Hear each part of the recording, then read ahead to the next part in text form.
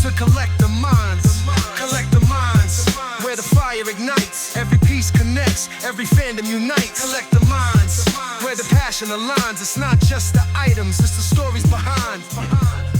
All right, everybody, and welcome to Collector Minds episode 2.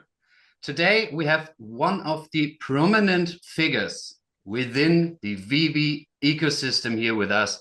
Welcome, Randy Chavez. Oh, hey man, how's it going? Thank you so much for having me. Hello to everyone over here. Everyone say hello to Dashy. Hello, Dashy. So, we said hi to Dashy. Dashy is one of my questions. I planned on asking it later, but tell us the story behind Dashy. What makes him so special for you? So there's a couple of reasons. It was back in 2017. I was in July. Yeah, it was right before San Diego Comic-Con, and my friend Lilith was visiting from Austria, and I'm showing her around New York City, and she looks into this place with like a ton of like chandeliers and like jade statues and all that. And it was one of those things in New York City where everything was like $10,000-$30,000 and above. Some things were like hundreds of thousands. Okay. I was like, well, we can go in, but we can't like we can't buy anything. Yeah. So we go in to look, and I don't know, this dog catches my eye. And there's two others like it, but you know, this one's like awesomer. Yeah. And the guy goes and he's like, oh, and it had like a sticker price of like 12,000. And he's like, if you pay cash, you save on taxes. And I was like, oh my guy, that's a lot. Like, even if you gave it to me, I think the taxes would be hard. And he's just like, well, 12,000 is such a dirty number. What about 10? And I didn't know that this statue was so expensive. I thought it's more like some how do you call it? Some personal thing. Yeah, I mean, it kind of is. So the reason this guy has we negotiate, and he drops down to like 5,000 really quickly. I was like, why? Like, you were just trying to tell us me for like 10, 12,000. Why is 5 okay? And he's like, listen, I'll level with you. What they do is a place called Lloyd's. They're not there anymore, but they had a business where, if you know, like the show Storage Wars, where somebody dies and so they go in and they try to bid on what it is and they gamble.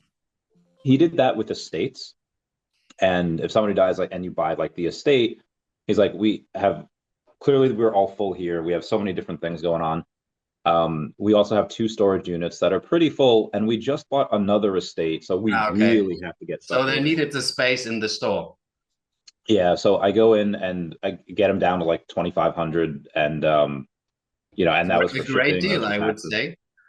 Yeah, so but the reason why he was so expensive, because this artist that had made him and 3 others, obviously he's dead, he died, and then the 2 others that were there, I was going to go back for them eventually, but the place closed down. Another one was in like England. Some guy had bought it and he brought it to his estate in England. So Dashy's like a 1 of 4, but they're all different. Like one is like, he's like a Doberman type. There was another that was like there was a Dalmatian. There was another that was like a Rottweiler, and I don't know what the other one was. So yeah, Dashy's a 1 of 4. Is it real gold on there? On the gold, no, but the diamond eyes and diamond necklace. Okay, yeah. So honestly, most of it probably comes from the diamonds. I don't know how much comes from. I don't know. But I've gotten offers for Dashy for like 15, 20K, and yeah. But you will probably not sell him, right? Because it's Dashy and he's kind of everywhere with you.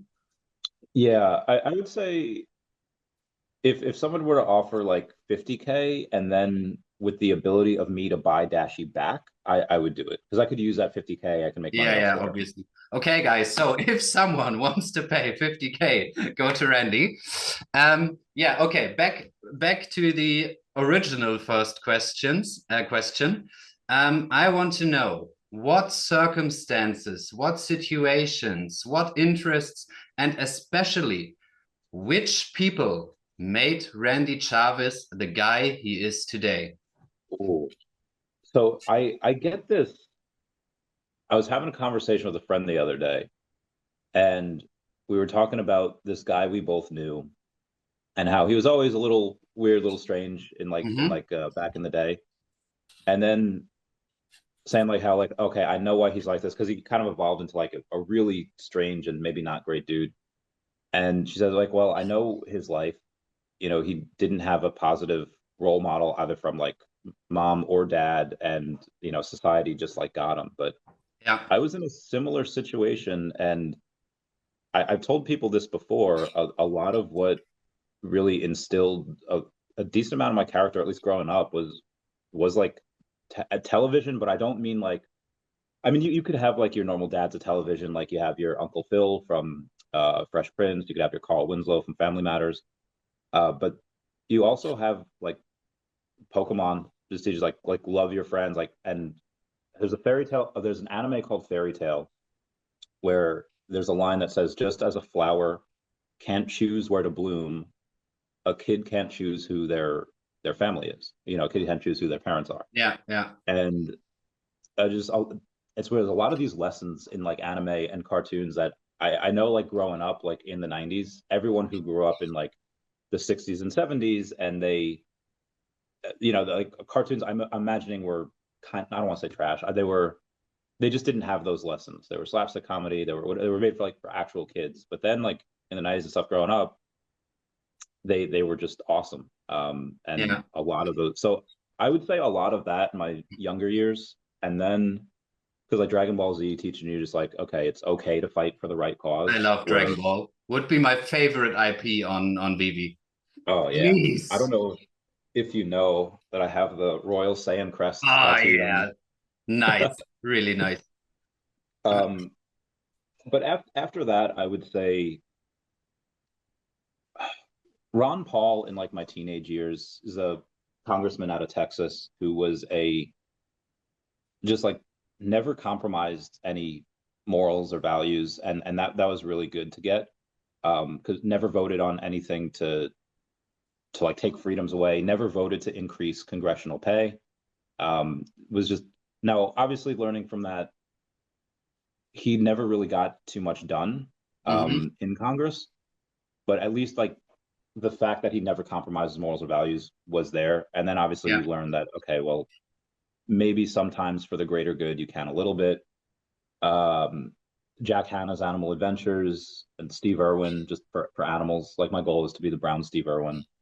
And then now I guess Jordan Peterson is really awesome, Joe Rogan's Hmm. really awesome. I would say them as far as So entertaining an idea without getting offended or whatever, like yeah. thought process, where does that go, and then working hard. Yeah. So were you always like a really positive minded guy, or is it like an involvement from the teenage years to now? How old are you, by the way? I just turned 34. Oh, uh, okay. Yeah. so I think people are like receptors in the body, where some people are really good at absorbing vitamin D or vitamin B12, and others magnesium or protein. Yeah. I feel like for me, I do really well when things are positive, but I mean so does everyone. When things are positive, I feel like most people are kind of okay. And some people, like, they just always complain, there's always whatever. But I have this really weird, I don't say like power or anything. I have this weird ability to, can I curse on here? Or Again? can I curse on here or no? Yeah, obviously, of Okay. course. So I have this really weird discipline and ability to eat shit. And I Yeah. mean like, and I feel like now looking at it through TikTok and social media, a lot of men have this, where they have that mindset of like something just happened to you. You just lost like your childhood friend. You just lost your dog.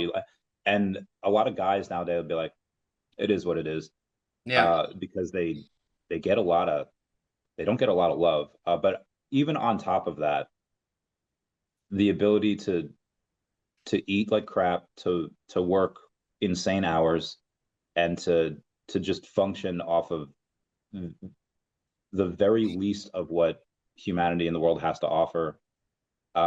Because I did that for so long, I super appreciate everything Yeah. everything positive. Yeah. Foster asked me that the other day. I'm just like, even on like one of my worst days here in the US, it's still at least in the US, like in a first world, Yeah. like it's in a It could place be where we way can, worse otherwise. yeah. Yeah, Um, definitely. but I would Definitely. say just from when I was younger, probably I've always loved animals. I was just super appreciative of really awesome, good people. Yeah, that's that. Perfect. Perfect. And how did you grow up? If you mind me asking, Yeah. did you grow up in In the what? US? Yeah. Yeah. So I was born in Peru, and I was adopted into the U.S. And I was like a very young age. It was like it was like maybe a year old, something like that. And then in Long Island. So I stayed there for most of my life until I joined the military, and then I was in Texas for a little while, then Virginia for a little while, then New Jersey, then Kuwait, then back to New Jersey, and then back to New York, and then now I'm in the great state of Ohio. How great is this chain, man? Awesome, awesome. Ah, great, great. All right. Then the next question would be, was like your career goal always being kind of an influencer? Because as I think that's like your main job at the moment, right? Or do you work on some other stuff on the side? So my, how old are you? Me? Yeah, How old I am? yeah. 33. Okay, so we're on the same age, so we Yeah, can kind of tell that in the 90s there weren't really any influencers. That wasn't really a thing. yeah, Maybe in like early 2000s you had Paris Hilton and Nicole Richie, and they did that, the two country girls doing, yeah, yeah, or yeah. two city girls doing whatever. And But it was not a career path in our like no, childhood or early grown up age. yeah.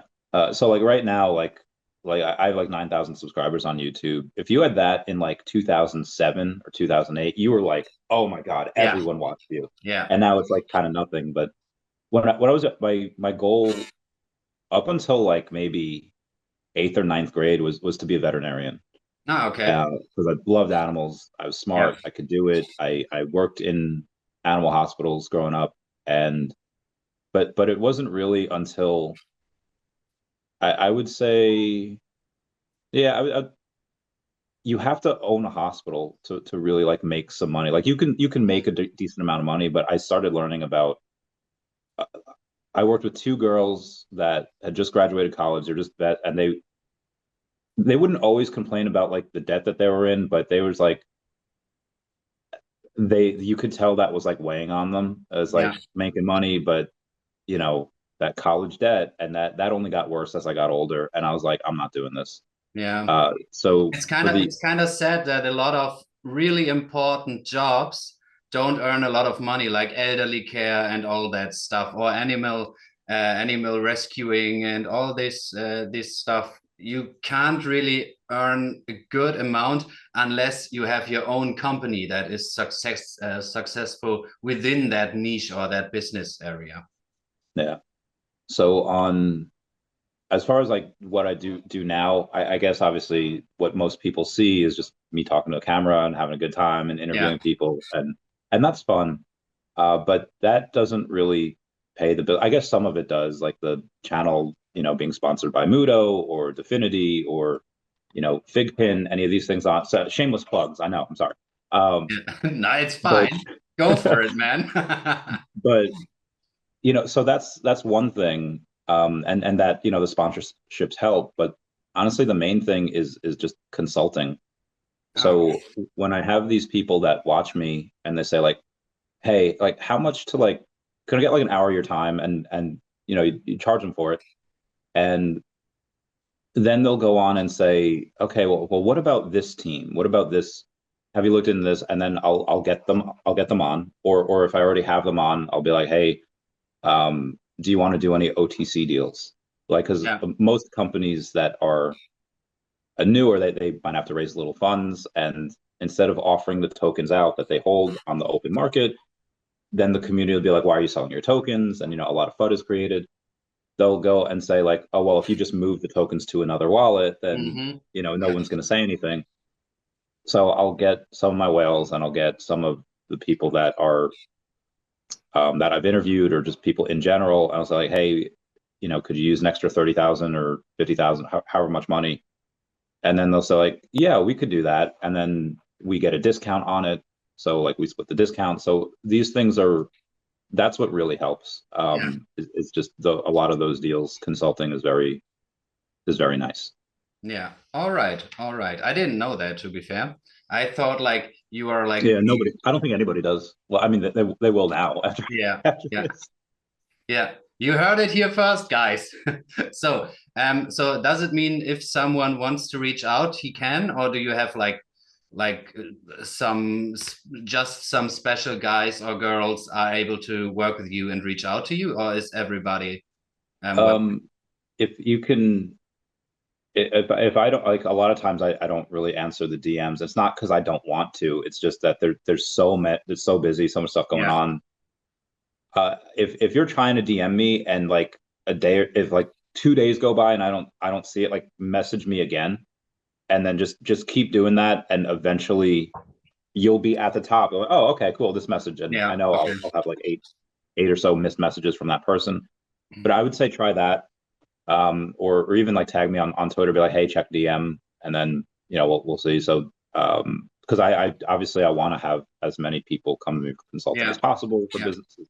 But sometimes scheduling is a little hard, right? It's insanely hard. Yeah. Yeah. So like I had a meeting this morning. I have 3 other meetings today. It's a wild time. But good. Always good though. Always happy Yeah. to keep busy. I mean, connections are always good, right? Especially in like the wider Veve sphere. If you and I guess we think the same about Veve, otherwise we wouldn't talk to each other right now, I think. And if Veve evolves into this big universe where all the IPs are, I mean, connection within this space can't be bad, in my opinion. Yeah. Yeah, in terms of business and career path, I think I heard that you had a business before yourself. What was it? Two. I had 2. So one, when I got out of the military, I was going to school for X-ray technician because I had done that Yeah. with animals in the past. I was like, okay, it'd be an easy transition. This time my patients won't try to bite me. Yeah. And when I was doing that, I was working with this guy, Dean, who is a big IT guy. He would like run wires for people, setting up security cameras, setting up Wi-Fi routers, and he just, hey man, could you just like help carry stuff? I'm like, yeah, sure. So Yeah. I did that for a while. And then one day we get to this office in Long Island and there's a bunch of numbers on the board. And my like autist mind goes crazy. Like, what are these numbers? And he's just like, I don't know. They sell money. I was like, sell money? Like, I could totally do that. I love money. So he goes in and he sets me up with an interview with this guy, Dan. He's been on my podcast, Dan Hardwick. I love him like a brother. And he says, like, what we do here is we offer business owners cash up front or a portion of their future receivables for cash today. So if they know they're getting money in the next, couple weeks, months, whatever, we buy their future revenue at a discount for cash today. And I was like, It's okay, kind this of risky, sounds, isn't it? it's highly risky. Yeah. So it's high risk lending, and all of Because these I people. mean, most startups fail, right? Because I speak from experience. I have a failed one.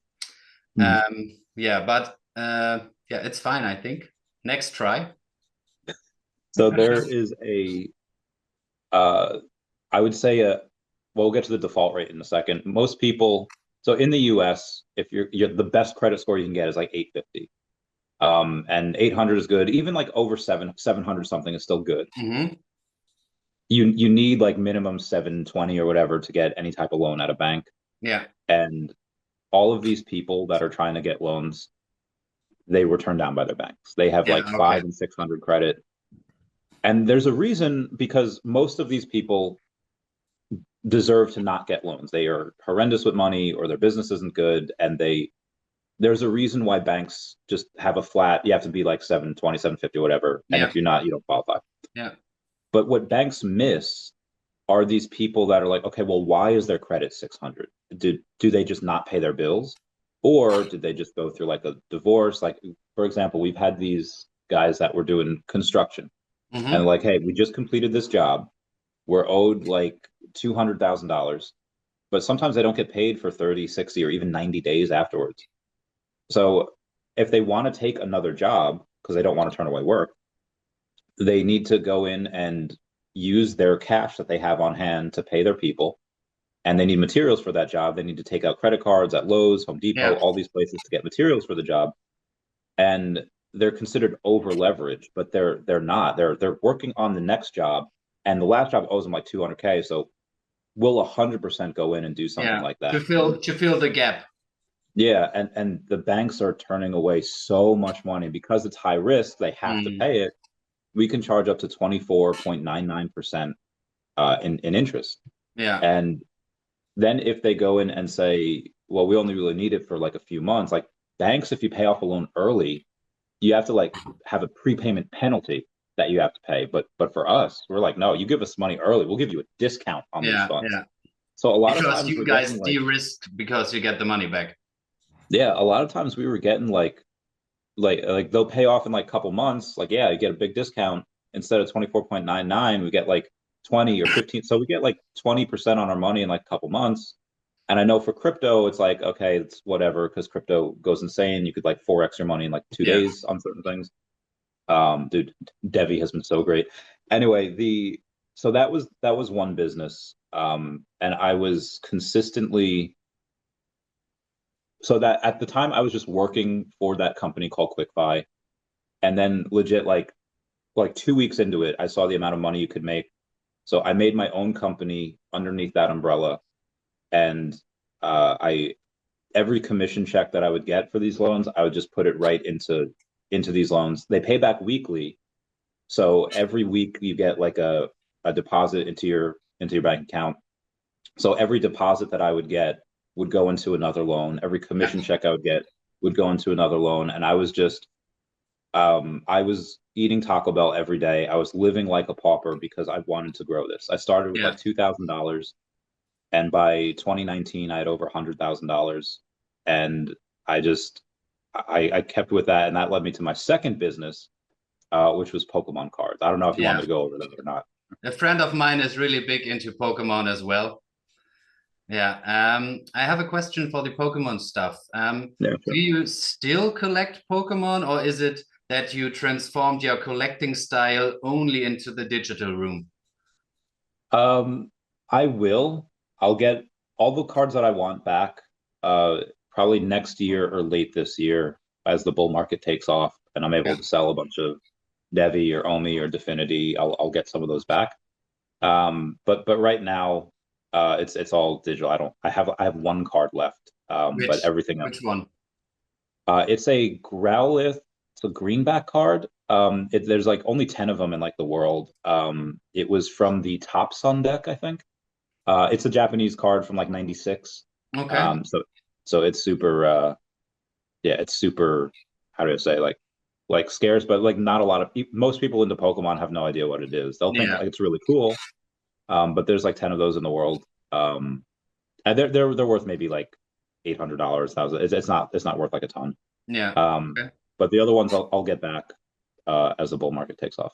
Okay, so what is the goal for your Pokemon collection then, if you have the money? Oh, so it'll be so there's I'll get one goal is to get back the old cards that I had. So it would be the Gym Challenge series for me is really special because any card that you get in like original base set, it's like, okay, you can get a Pikachu, you can get a Charizard, Charmander, all these things, and they're great, but they're like kind of anyone can have it. But in Yeah. the Gym Challenge and Gym Heroes set, you get the characters cards. You get Erica's Venusaur from Celadon City. You get Blaine's Charizard and Arcanine from Cinnabar Island. And you're able to get Giovanni's Persian. So it's not just a random Persian that you found in the wild. It's Giovanni's from Viridian City, and it's like So those are awesome. All first edition, all PSA 10. I'll get all those back. I'll get my Trophy Kangaskhan back. That was I still have the biggest sale for that card in Yeah, Pokemon I've history. heard you talked about it. How much was it? I had purchased it for 80,000 in 2020, and then I sold it for 279,000 in 2021. So That's so the sick. So so much I money, right? yeah. So I could And probably get one now for like 220, okay. because the car that card went down a bit. So I can, when I get that, that's one of the things I'll get back. And then my newer goal would be to get this card called Trophy Pikachu. There's three of them. Mm-hmm. There's Pikachu in like first place, second place, but the third place one is my favorite because he's like such a chunk. He's so Yeah, like chunky and he's got yeah. these like anime eyes. And then Super Secret Battle promo is just it's Mewtwo. There's they're worth a ton too. It's just you had to have an invite to get to this tournament, and it was awesome. And then would be the Neo Destiny was the set. It was the last set to have first editions, and it Mm-hmm. was the last set to have these like secret rares. So those secret rares, first edition PSA 10s, like the shining cards, like Shining Kabutops, Shining Charizard, Shining Mewtwo, I would definitely get those. Okay. Sounds great. Sounds great. Yeah. Have you heard that some collectors put like their sealed boxes and cards inside of X-rays to check like if they are holo stuff? That's crazy. I Yes. saw a picture a couple of days ago, like a fully stacked X-ray with I don't know how many boxes on there. That Yeah. was so crazy. There's always something new. Like if anyone ever remembers the show Recess, there was this new kid that came into the show one day, and the gang like TJ Detweiler and Ashley Spinelli and Vince LaSalle, they're all showing this new kid like the tricks. Here's what we do to change the clock so recess comes early. Here's what we do to go into the cafeteria to get Mhm. extra pudding cups. And it turns out this kid is like a 40-year-old dude that was hired by the principal. He just looks really young. And Yeah. um, at the end of the episode, it doesn't like wrap up in a neat bow. It doesn't wrap up like, oh, this guy got his. It's like we can never do these things again. But like the last line was, well, now we just have to find something new. Now we just have to find new tricks. Yeah. And same way in Pokemon, back in the day, you could take like a pack of cards and put them on a scale, and the Yeah. ones that had a hollow, they were like couple Yeah, grams heavier. a The lot ones of that people didn't. do that nowadays, right? As well.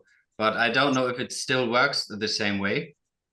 I know it does for the old cards. The newer ones, I'm not sure. But Yeah. this is just like the next step. People are Yeah. always going to find a way to try to, Yeah, Team yeah. Rocket's out there But trying to beat the as system. I saw this picture, my mind was like, that was crazy. Let us talk about the military and what were like the biggest lessons from the military you took from there and implemented in your like daily life, daily routines, etc. Um, from the military, the biggest, so the big, I don't want to say the biggest one, but the one that it's not going to sound good, but I'll say it is Okay. that. So there was one time where you still have to make. I was in a job called 2T2, which is air transportation. You 24/7 job. There's no days off. There's no like we had days off like in our thing, but like finance, nobody in finance works on the weekends. Nobody in medical works on the weekends. And anyone that works on the flight line, it's 24/7 operations.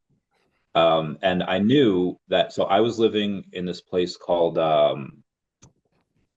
they call it Murder Mills. It was something Mills. I forget what it was, Midtown Mills or something. And it was like 30 minutes away, and it was about to snow. And I was like, okay, I'm gonna go stay with a friend in the dorms, uh, because dorms is right on base in the barracks, and this way I could get to work because I know a lot of people won't be able to.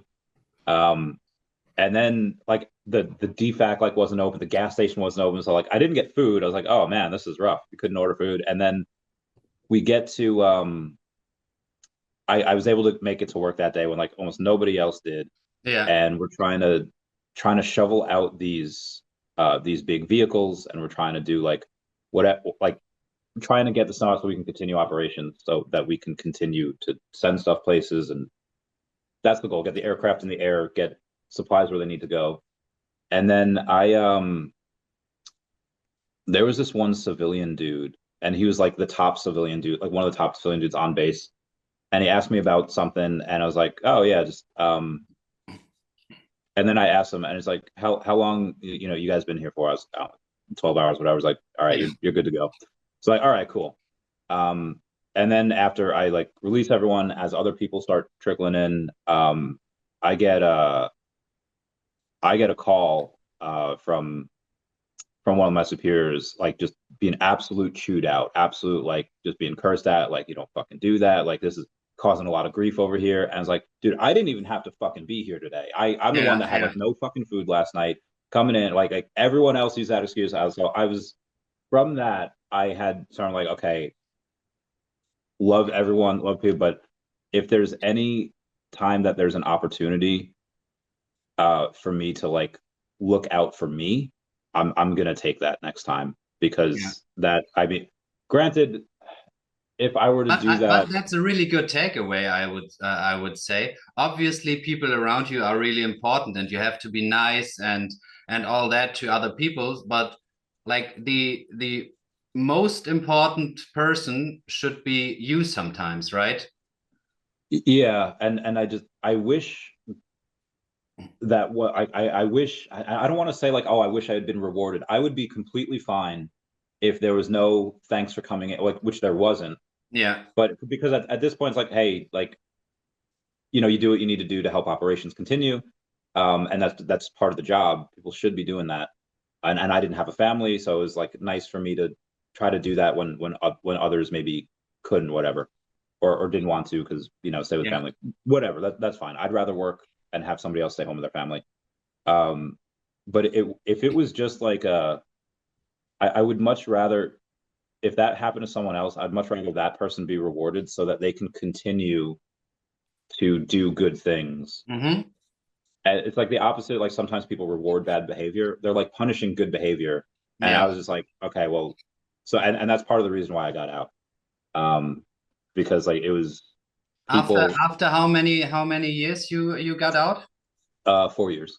4 years, okay. So, would you recommend to someone going to the military, or would you say, hey, maybe you should pursue other passion, another business, or would you say that the military helped you a lot in like your work ethic, for example? It had the work ethic I already had. Oh, okay. Military, I think, is good for people that.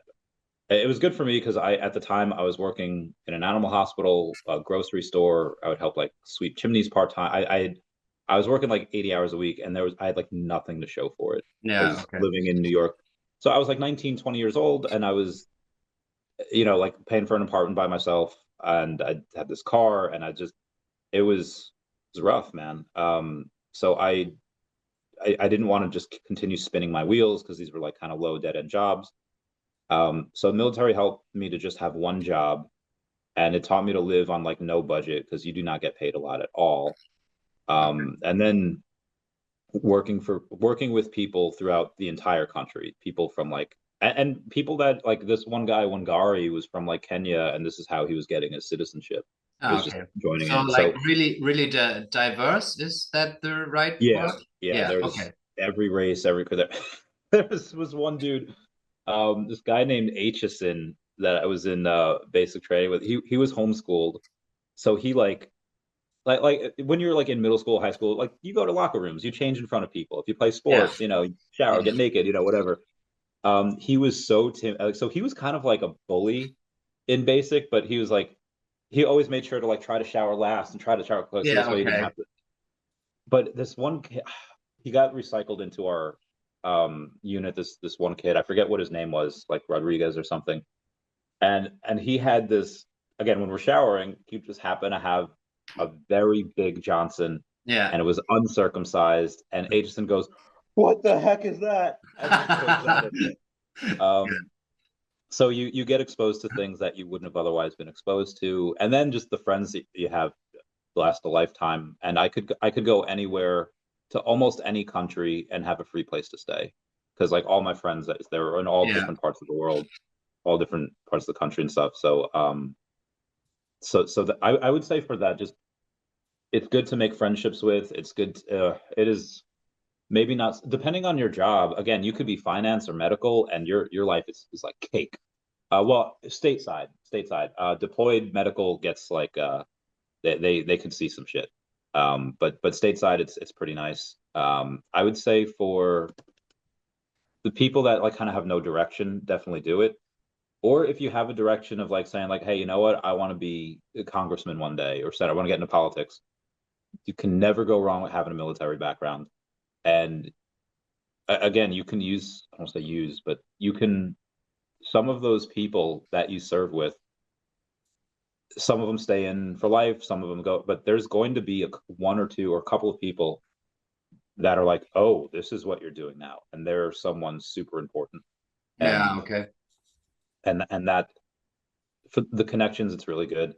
um but if you are just like a gifted salesman, or you're a gifted like developer, like you're coding, whatever, I don't think the military is really good for that. A lot of times it kind of kills creativity, and it kills um a lot of individualism. Yeah, because it's also like straight and from the top down and stuff, right? Yeah, I mean, also like the amount of stuff that is important to them is just idiotic. It's like, hey, we're gonna give you this cold weather gear, but on certain days you're not allowed to wear it because the uniform of the day is different. Yeah. Okay. Or you know what, you do an amazing job on your, with your job, you do an amazing job bringing up morale, but you're gonna get shit on because you're wearing a different color socks than you're supposed to. And it's like the things that are important are so stupid. um and there's some times where like we have these things called like DVs, or like distinguished visitors, Hmm. and they're going to come right off the flight line into this DV lounge, and you have to make sure to try to like sweep the floor in, like sweep the concrete. It is the most, like, why does that matter? Why are you taking people away from their jobs Yeah, to go on and like pick up leaves, so that it looks good, or like clean this place? Like, it doesn't, that doesn't is make so sense. stupid. That and again, like, if you want this person, you want this distinguished visitor to come in to the space and get a real look at what's going on, and we show them this like stuff that's not going on, like that Yeah, is horrendous. yeah.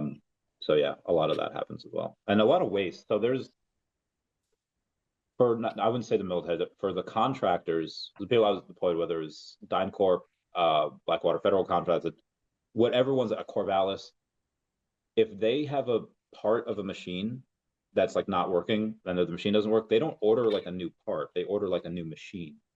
And it's Okay. like Yeah. the waste is freaking ridiculous. So Yeah, that's why the military spend of the US is so large, yeah. right? So, well, these are contractors, but even in the military, Ah, it's okay. Yeah.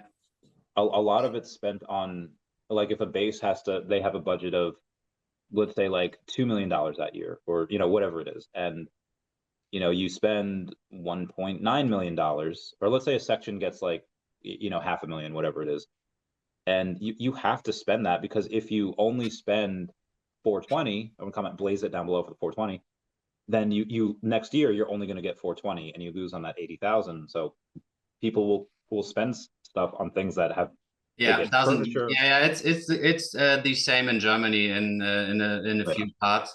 It doesn't make sense. I mean, you budget yourself in a good way, and then you get not rewarded for it because you got punished because you yeah. don't spend the money. That's so stupid sometimes.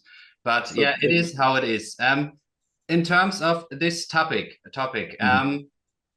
the Department of Government Efficiency and Donald Trump, will they change something about that?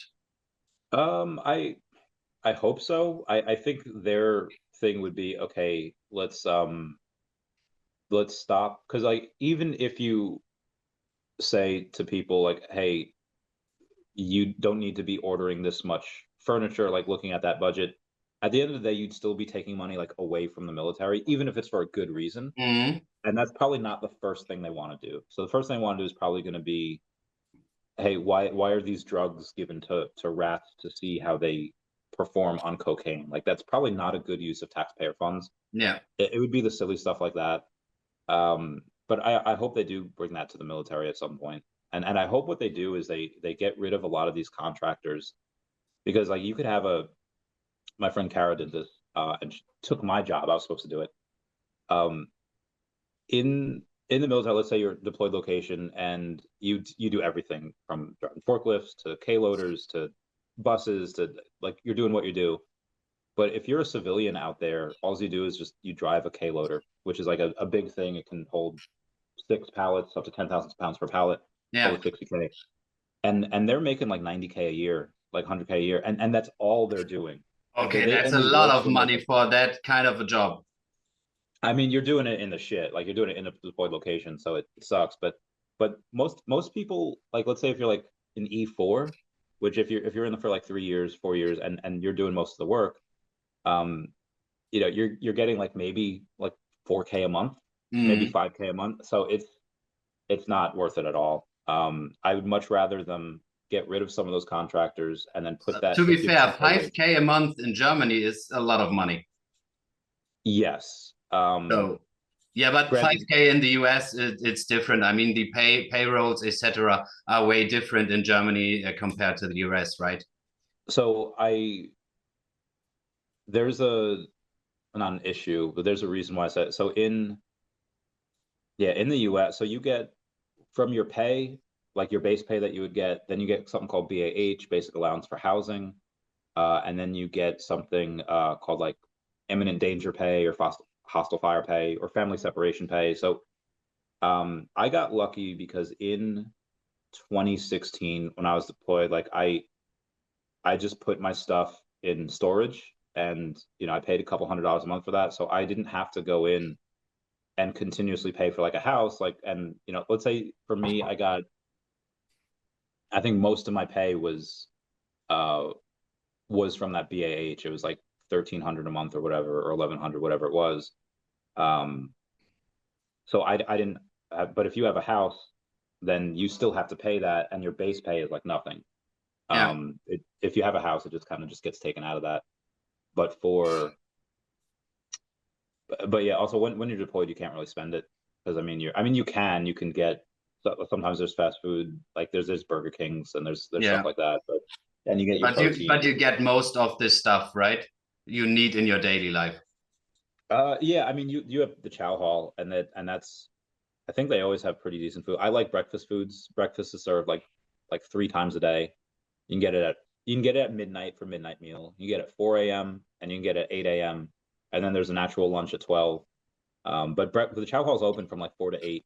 So I would get I would get breakfast 3 times a day. It was Yeah. awesome. Okay. A way you can do it, right? Nutrition on point. Oh yeah, it was great. Okay, let's go back to some collecting stuff. You're Mhm. a big fan of nostalgic games like Mario Kart, etc., right? So Yes. yeah, yeah, yeah. um, what kind of characters out of this universe, I would say, would you love to see, for example, on Vivi or going into the digital NFT space? Which I one would be your most desired? Well, most desired would probably be something Pokemon, like an Arcanine or Charizard, Mew, Moltres, any of those. But I think most important would be to start, because like once you get Pokemon, I don't want to say like nothing else matters, but it's like that's it. Yeah, Um, but I would. do we or don't we? Oh, I think there's a greater than 50% chance that we do get it eventually.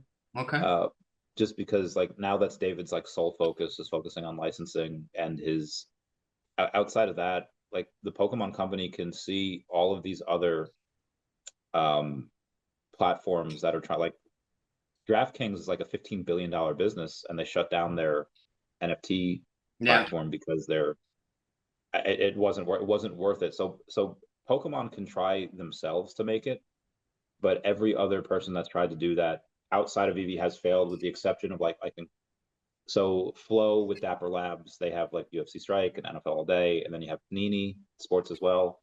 You have Cryptoys that are still out there, and I think Candy Digital is still out there. But most of these other McFarlane companies, Toys, or are they digital McFarlane Toys, or is it just yes, yeah, McFarlane yeah. Digital, they're still out there as well. Um, you you have a lot of these other companies that have raised like tens of millions of dollars, and they just again they still fail. So I think Pokemon might not have the expertise right now of how a digital collecting. I mean, they do for Pokemon TCG Pocket. That's free and that's great. They have millions Yeah. of users there. But it's just a different beast, a different ball game, and there's really no risk when it comes to putting it on Veve because it's going to happen. It's going to work. Yeah. I mean, But it when also they would be a great test for them. But on the other side, a couple years back, we had one of the ex-Disney CEOs. I don't know who he was exactly or his title, but he said Disney gave away the golden moments too cheap. yeah. So maybe the Pokemon company is a little bit afraid of that. Or what is your what are your thoughts on that? No, I wouldn't say that. I'd say that they're definitely smart enough to look. Hey, look at like Blackpink, like the biggest girl pop culture group in like the world, and their stuff did kind of okay because they had high mints. There was a lot Yeah. of them. So I think Pokemon knows from that collecting thing they can. I think they would know what to expect and to trust David and Dan and Ben's judgment on that. So I would say again, greater than 50% chance. I would say even like 60, 65. Not 69. Yeah, we could overcome a nice number over the 69. But I would say a smaller character to start. If you want to have like Ness, or you want to have Samus, or even like Star Fox over there, if you want to have something like that, that's still cool, and then get people excited, and then you could bring on your Kirby's, and then you could bring on your Captain Falcons, your Yoshis, your Mario Brothers, your Donkey Kongs, and then of course, obviously, bring Pokemon on. But there's even just with Pokemon, you could have drops for 5 years, and Yeah, and definitely. probably like longer than that. Yeah, yeah. And why should all those companies take Veve and go to Veve with their IP? What's your opinion or your insights? Why Veve? Because most other companies fail, and even the ones that haven't failed, the revenues are very low. And maybe you have certain companies that are like, no, we're not just keeping the lights on, we're actually booking a profit. It can't be that much. Yeah. And if I'm like Grey Goose, do I want to try something like by myself where I'm only going to get other people that are into alcohol, or do I want to go and be in the same store as Marvel and Disney and Superman and all this? And this way, people that might not be looking for a Grey Goose bottle, they'll go in and be like, oh, you know what? I remember that when I was in college. Yeah, I'll yeah, get yeah. one. So you just get a much larger audience. You get much larger foot traffic in the most successful platform. And again, I don't know how. I don't know if there's anybody making videos on like NFL. Like I have a bunch of Flow, which for Dapper Labs. I don't think I see anybody making content on NFL All Day. I don't think I see any people making content on like McFarlane or any of these other things. But there's multiple people that make content on Veve. I could leave and everything would be fine. Yeah. Yeah, that's true. That's true. In terms of that, the first Collector Minds episode was with one from the German community, Omi Homi Felix, a level 100 master collector, and he's been to New York Comic Con, and he said like, I can imagine in a couple of years Veve being like the center booth, and all the bigger booth will line out around Veve, because in Veve you have like kind of every fandom that's out there. What is your what are your thoughts on this statement? I think it was super important that Veve was on its own this year, because there was these questions, there was these futters that was saying like, it looks like the VV booth is packed, but that's only because they're sharing a booth with Marvel. If they weren't with Marvel, then they wouldn't be. And then they were proven wrong this year when Yeah. VV went out there and their booth was just nonstop packed. Now, granted, there was some of those people that were from Figpin because we had these Figpin collectibles on there, and that's awesome. We got some cross pollination there, but the majority of those people were VV. You had superstars out there. You had Josh Emmett out there. UFC fighter. You had other people that just, again, the level 100 super awesome guys. Mr. MC1 is like the biggest like the biggest networker. Well, that's how obviously we got connected. I mean, So he helped me a lot, and he's so nice with it, and he takes his time and all that. That's really great. Yeah. He actually texted me like as we started this. I was like, oh, I'll get you back in a bit. So it was great to see that there was never a time where the VV booth was like dead. It was always busy from start to finish, and it was ask David, ask the Only Homies, Max and Janie, ask VV Magic. They were just always busy.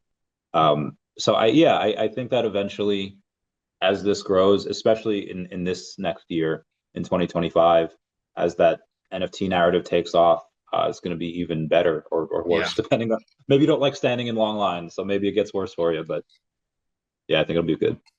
Okay, great.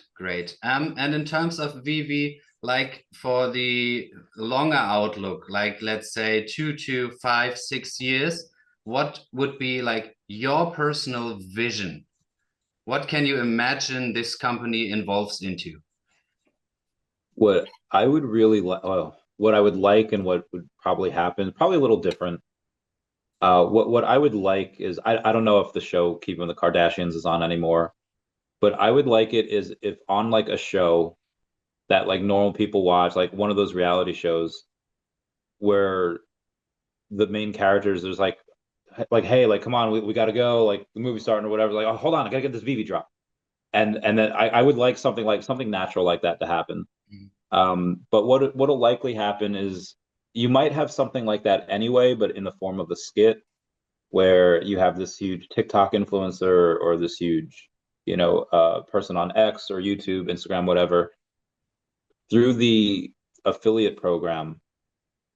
Anyone that has any audience with some money to spend is likely going to want to partner with VV, because like if you're going to go in and bring some people to VV, there's probably some benefits that you'll get.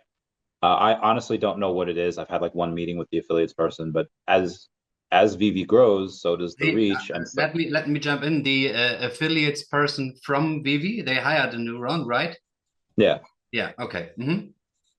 So I would think that as it grows and as multiple influencers make either a certain amount of money or they get a certain amount of benefits, I'll tell their influencer friends and they'll be like, oh yeah, let's do it. So this way, when you have like in the same way in election years, every new every new celebrity that comes out for like in support of a certain politician, it's just better for that person's campaign. Where every new influencer and celebrity that comes on and tries to collab with VV, I think would be better, because this way, we don't just have one person in this section, we have all of these people. So I think that in the next don't you think that those people will be there in the hype of the bull run, and then during the bear, like the next 2 to 3 years, they leave again and come maybe back later? Because I mean, we saw a lot of YouTube content creators. One of your best friends, Tab Straits, I loved to watch his videos, and he hasn't uploaded since like 2.5 years. Yeah. He's actually, when I talked to him in Vegas, he said he was coming back in the next bear market, because at that point he says like, hey guys, listen, I started down here with almost nothing. Now I'm up here with X amount of millions of dollars, and I'm telling you, it might suck in the bear market, but he's going to say like, this is what I'm buying, this is what I'm doing, and this is what I'm going to do to get to however many millions. Okay. So and why isn't he coming back right now? Because like you and I think like the next bull run is like in front of our doorstep. Oh yeah, it's here. But no, he would also get more views in like the bull phase than in the bear phase. Maybe not the better views, but more especially. Yeah, he's not concerned. I'll tell you this, like the reason why he's not concerned with views and he's not concerned with like whatever is because he's just got an incredible career, and he could be getting 100,000 views on his videos that would not replace his income. He's got a so he's does it for fun, but Yeah. he also wants people to learn. He doesn't want just the hype. But I'll say this, like when you say people will like leave in the next bear market, I hope they do, because if they're leaving Veve, then that means like Veve's like the last one that they'll leave. All the other things will go down.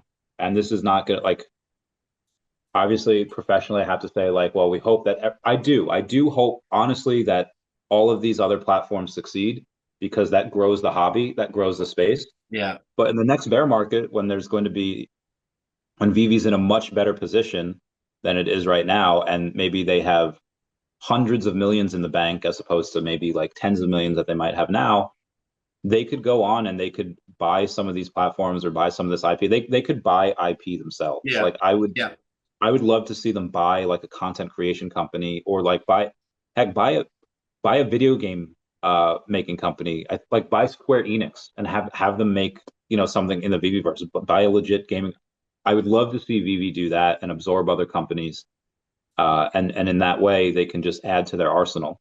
I mean, So all the big players do it, right? Microsoft does it, Apple does it. So yeah. why shouldn't Veve? Yeah, so I would like them to very much raise some capital. And I know the best time to raise is kind of when you don't need it. It would have been great if they did that in the bull market last time. Unfortunately, I don't think they did. But I hope next time, when in the height of the bull market, when they're worth billions again, I hope they go and they raise some money and they use that to buy some of these other companies for them. Yeah. Okay. Okay. You mentioned the VeVeVerse. Are you one of those early testers of the VeVeVerse? I was not. Well, so I was selected to do it, but okay, then let me phrase the question different. I mean, you are probably one of the best connected guys within our Veve ecosystem. So you probably saw some stuff from the VeVeVerse that people like me or others haven't seen. What are your thoughts on that, and how you envision like the future of the VeVeVerse? I don't know when things come out. So like some of the stuff I might have seen might be released in phase one, where we get it this quarter. Yeah. Or it might not be released until like later this year, or even next year. So I don't know, but I'll say this, that the showroom is looking a lot better than it was. The lights didn't work. There like was no lights. Everything moved all jankily. It just The search bar was horrendous. But now in the VeVeVerse, those things are much better, and I think the release will be pretty well received. You'll have some hype at first. I do think they might have an issue keeping people engaged with that, because there's only so much you can do without any type of like gamification or even like exploring. Like if anyone's ever like, even without, let's say, like a game like Vice City, like any of these GTA games or Midnight Club, you don't necessarily have to play the game to have a good time. You could just drive around and just explore. I would love to see something like that, and they could do it AI, they do whatever, like a place where we could just explore. I know they have IP branded worlds. That's going to be phase two. I don't know if that even comes out this year. But So don't you think that like all the social stuff, like for example, at the moment we are on Telegram, Discord, X, YouTube, and a couple other platforms, I think. Don't you think that the social stuff will go into Veve to keep the people inside of the VeVeVerse? Because I mean, we could do this interview in your or my showroom or something like that. And I mean, they already told us that those are possibilities they are working on. that's my hope. Yes, my hope is that they'll keep incentivizing people. So the evolvables drop, I think, was really cool, because that kept people coming back to the app every day. It wasn't just a one and done thing, you make some money. They kept people coming back, and that has been great for people getting on the app. So if they do that in the VeVeVerse, and they have things like, well, you're going to get let's say they even do like a giveaway, and they say like anyone that's just in the VeVeVerse for 10 minutes a day gets put into a raffle, and then and they just give gems away, or they Yeah, give whatever away, and they say like the amount of money that they could go on and raise, or they could justify being valued at, because they have this metaverse that so many people are spending so much time in per yeah, day, so many logins per day, that's worth it, giving away a couple hundred gems, or a couple or thousands of gems. yeah, and definitely, and definitely. and if you could make them go be in there for a long time, hey, we're doing this tournament, we're doing whatever, like and again, there's going to be some people that host stuff in there, there's going to be some people that do whatever in there. Yeah, And I imagine. Sorry to interrupt, but yeah, as Mr. Falcon showed his showroom, like the Bat Cave thing or whatever it was, and I thought like, okay, that would be like the perfect place. There's a little I don't know how to call it, like a little plateau where like 2 or 3 people can stand on there for a Q&A, and all the other people can stand in front of it and ask questions and all that stuff. That was my first imagination for this room. I mean, it looks so cool, and if it's a little crowded with conversations and all that stuff, I think that would be great. yeah, I think you can fit maybe like 20 or 30 people in there at once. Currently, Yeah, so you can't like non-fungible wonderful can't go on and put on a show for like 500 people. um I think eventually that'll be great yeah. to do. I don't know how they go in and have it be like that without being all janky, but we'll see. But yeah, but the art in the normal showrooms that we had, they're really good. The vault builders do an amazing job. So in here, it's just like a showroom on steroids. So I'm excited for what they do.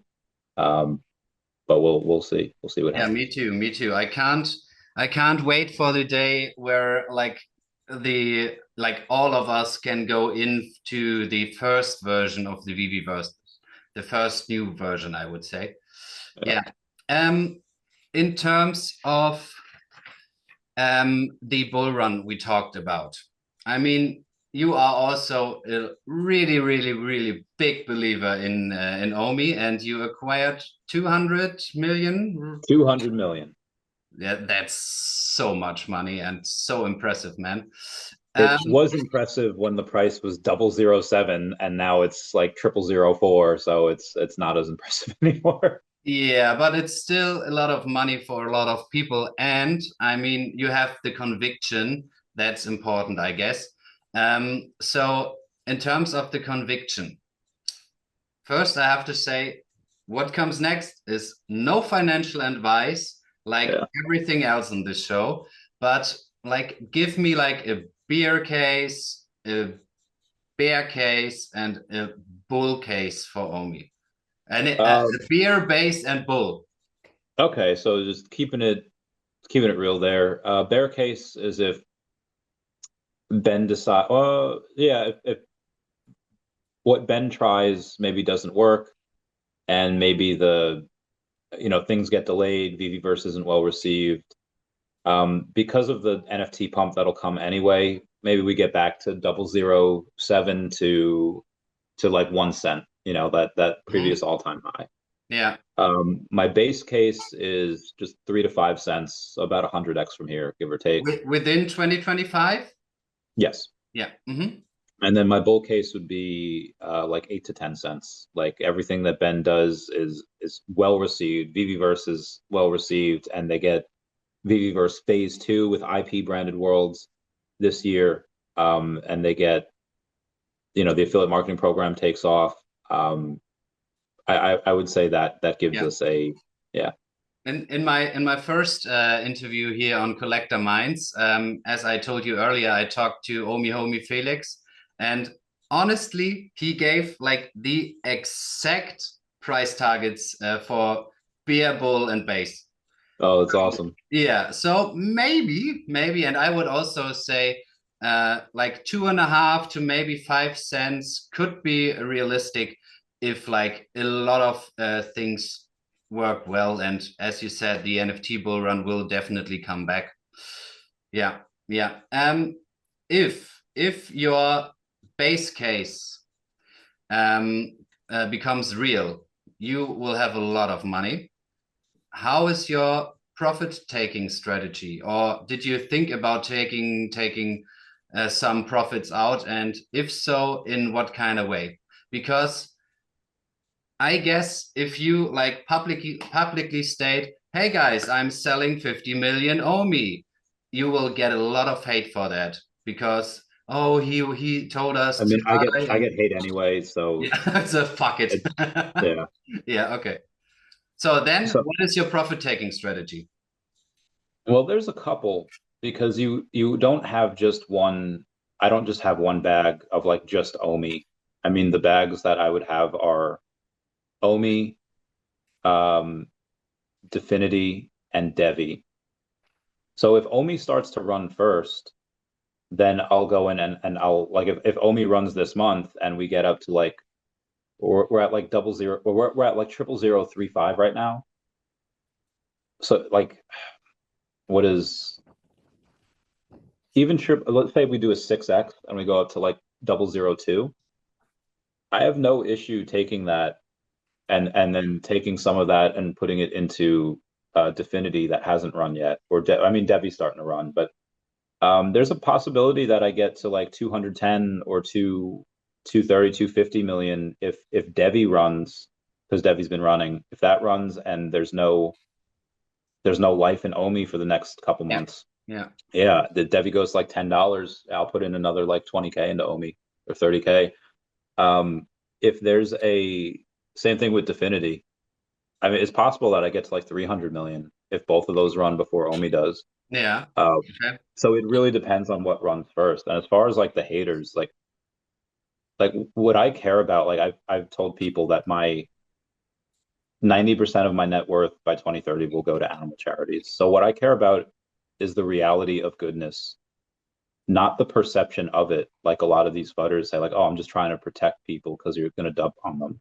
But Yeah. what I see all over the place is people who care about looking good while doing evil, and fuck those people. Like, fuck them. So yeah, if people want to really like determine who's good, like just watch what I do and watch what fudders do, and then just make that determination for yourself. Yeah. Yeah. Okay.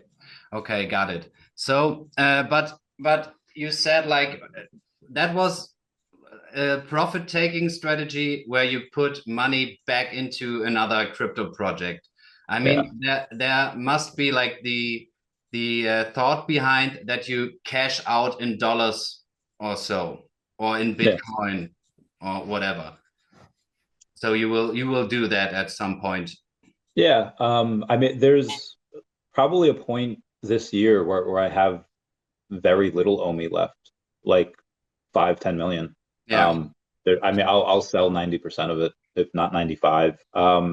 I mean, if it goes to like, because you always want to leave a moon bag as well. I mean, and again, I'd like to sell. Let's say if the other things run first, and the last thing I have to sell is Omi. Um, if I have 250 million, I'll sell a little at like half a penny, and depends where we are in it. If we're just starting, and like if we're just starting and they announce they have Pokemon, and then I think, okay, we're going 8 to 10 cents. I'm not really going to sell too much at half a penny or even 1 cent. I'll Yeah. sell Yeah. at a couple cents and all that. So So yeah, you adjust in terms of like the informations they release and stuff. yeah, yeah. I mean, I would do it.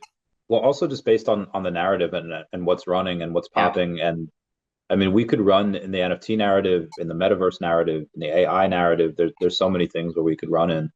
Um, and then again, these partnerships, what if they go on and say, like, we have a partnership with Apple? What if they decide to sell some of their company and they say we sold like 5% of the company to Tesla or Google, and then suddenly we're part of Google Glasses, or we're part of like the Mm. Tesla car. Like Tesla cars, I think are and you can play like Polytopia and but what if all the Tesla cars just automatically come with a Veve app? Like what if these things come in so any of these things could change at once. Um, yeah, I would say that. Like, what if they decide that they have a partnership with I mean, we're on Immutable X right now. What if Omi goes on like its own chain? And like, I don't think that'd be a mess. But like, if any of these things That would happen, like probably be a mess, yeah. the hype of these things, like what I would wish is I wish they would give us sneak previews of the VeVeVerse IP branded worlds. Because what Earth Oh 2 yeah, does I is would love to see that as well. Earth 2 goes in and they put out videos like once a month and they get hundreds of thousands of views. They've been, and people are hyped about that, even though they haven't, they've been hyping that for like 3 years and there's no game. Yeah. So you can clearly go on and just tease people with like a 1 or 2 minute trailer every month, and that'll just continue to pump the price. So Don't you think that like the teasing Vivi did in 2021, 2022 um wasn't the best strategy, and that they shift their strategy currently with Ben now in the lead in terms of communication and stuff to the outside? no, because they didn't show anything. They showed like a showroom and a house, Yeah. and which is fine for like a thing that you're in, but there's only again on that house, like there's probably only so many things that you can do. I like for me, I want to go exploring. I want to go drive Which around and which see branded what's. world would you like to explore the most from the IPs we already have? Um, I think you could make super interesting stuff from any of the superheroes. So obviously, like Spider-Man grew up in Queens, so you New York's like a city would be fun, and Mhm. anything that has people and the internet's gonna do what it does. Like in Red Dead Redemption, you can hog tie someone, feed them to an alligator. Yeah, yeah, In I know. Harry Potter, you can Avada Kedavra people and kill them. Like so, the internet's gonna do that. I would like to see creativity of what you can do with NPCs. And I know it's going to be absolutely degenerate, but that's like the fun of it. That's the fun Yeah, part. yeah, Yeah. definitely, definitely.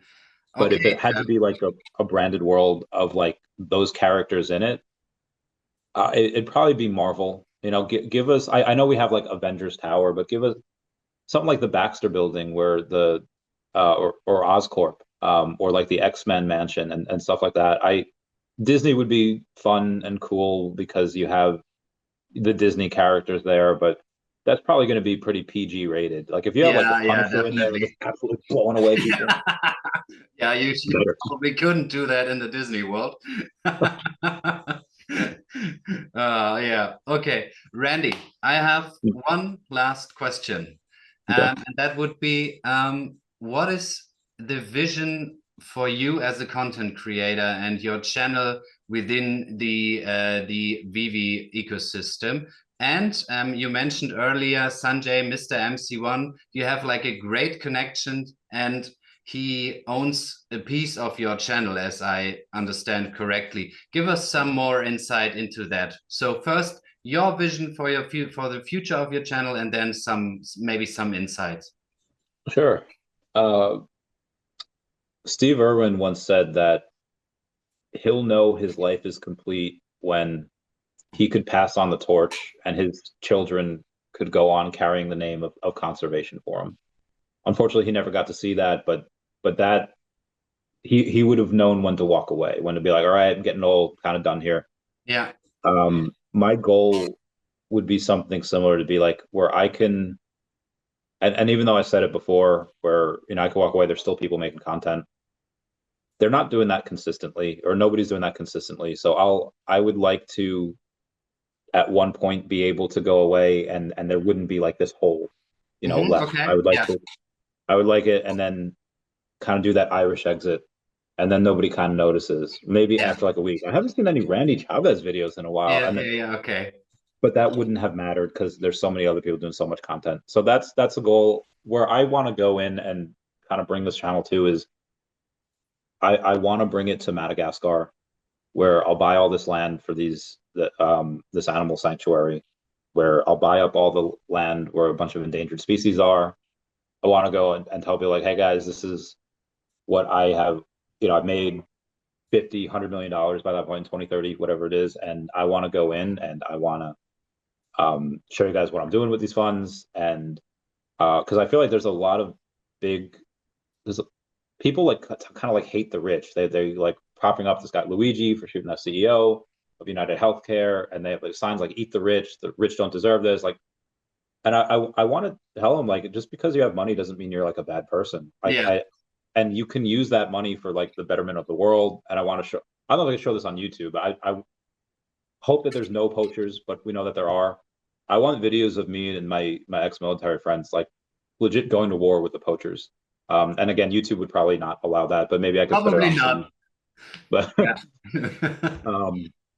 but so that would be it. And then at that point, if I'm not making VV content, or maybe I am. I mean, maybe I'm in the middle of like the jungle going in and be like, Yeah. gotta get this Pikachu drop. He's a red hat Pikachu. Then I could buy back that part of the channel from Mr. MC1. Although now it's like the channel's like doubled since he bought it, so I'd have to pay him back like 20 grand for that 10%. He made a good investment. He made a great investment. Honestly, I think he more invests into you as a person than he is really interested in the money behind that. My guess. I don't know if it's true or not, but he seems like such a nice guy and really supportive as well. He's very intelligent and he's very effective at getting people to do things and bringing people together that network. And again, he can smell which way the wind is blowing, and he'll be like, you know what, Randy, you're really weird, but everyone seems to like you. I like where you're going. You're gonna meet, like, I mean, already just to connect with some of my network. That was just insanely smart for him to do. Yeah, definitely. Randy, are there any topics we haven't discussed you would like to speak about, or is there anything you want to say at the end? Oh yeah, sure. Maybe another plug. Get your VV Gold logo. So I guess that also before it comes out, like I've been selling a couple of things on VV. One of the things is one of the logos. So obviously my number 41, I'll keep either forever unless someone wants to pay an obscene amount for it. But it's really just doing some rebalancing. It's just doing some rebalancing in the portfolio. So I am still 100% pro VV and pro OMI, but just kind of to get around that flow. But I would say for normal people like that are outside of you or whoever's watching this, pay attention to your weird friends, your eccentric ones, because even though like the ideas or things that they say, 99 times out of 100 is probably like, all right, bro, you're crazy. Every now and then, though, I feel like, oh, okay, yeah, that was right, that was a good call. Yeah. It's nice to go in and kind of speak. I feel like I get a lot of those people on my comments on my channel. Like they're really fun. Maybe you attract those kind of people. I definitely do. So I would also say if you have somebody like, I don't know if this channel blows up or not. I don't know but if it does, for anyone that's listening here that is friends with Jan and, like to spend time together, as this channel goes up and as he becomes busier and more popular, don't mistake the less time that he'll be able to spend with you for the fact that he doesn't like you or he's outgrowing you. It's just that the amount of time that is demanded of him is growing exponentially, and it's just hard. There's a big learning curve to it. It's hard to keep up with. I have a bunch of friends that I don't see or don't talk to anyone just because it's so busy, and that's the price of success. That's the price of, and don't go easy on Jan. Cut him some slack, because that's it's hard. Perfect finishing words, I would say. Randy, thank you so much. It was a pleasure. I really appreciated that conversation with you. And for all the guys out there and girls, obviously, leave a like, leave a comment, and follow the channel, and let us both know what you think about our conversations and the different topics. See ya, guys. Everything by the Dashy. Bye-bye, Dashy. Woo! Goodbye, Dashy.